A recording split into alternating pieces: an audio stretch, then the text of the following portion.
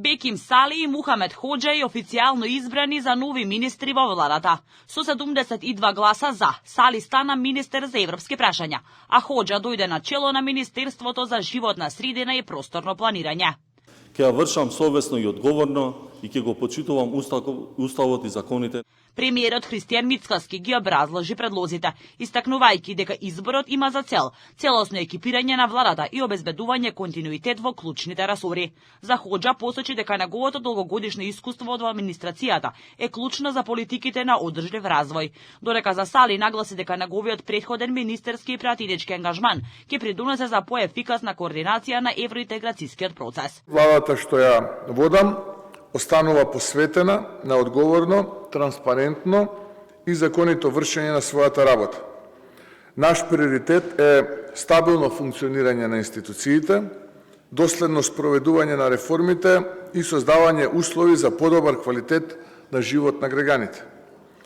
Секој член на владата има јасна обврска да работи професионално, отчетно и во рамките на уставот и законите, со цел да се обезбеди доверба во институциите и континуитет во државните политики. Премиерот истакна дека сега поранешниот министер за европски прашања, кој денеска беше разрешен, Орхан Муртазани, останува дел од владиниот тим. Тој ќе биде дел од кабинетот на премиерот за исполнување на реформите од европската агенда.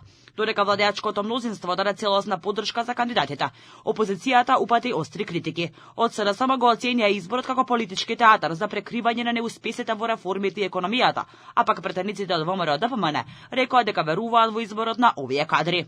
Денешната расправа е алиби за една неспособна влада која бара жртва да се спаси себе си.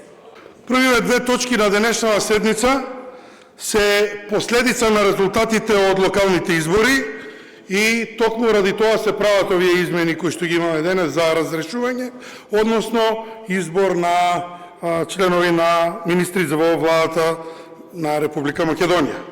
Дебата меѓу претениците од албанскиот блок највеќе се разви околу разрешувањето на Муртазани, наместо поднесувањето на негова оставка. Ако има такви пораки, се постава прашањето зошто он не дава оставка, туку се разрешува. Многу интересно. За министерот Муртазани према кој сите ние треба, освен да ги знаеме неговите достигнувања во текот на раководењето на овој ресор, треба да му се заблагодариме за работата која извршил до сега. Изборот на новите членови на владата дојде по локалните избори, одржани во октомври, откако Изет Меджити стапи на градоначалничката функција во општина Чаир, кој ги извршуваше функциите вице-премиер и министер за животна средина и просторно планирање.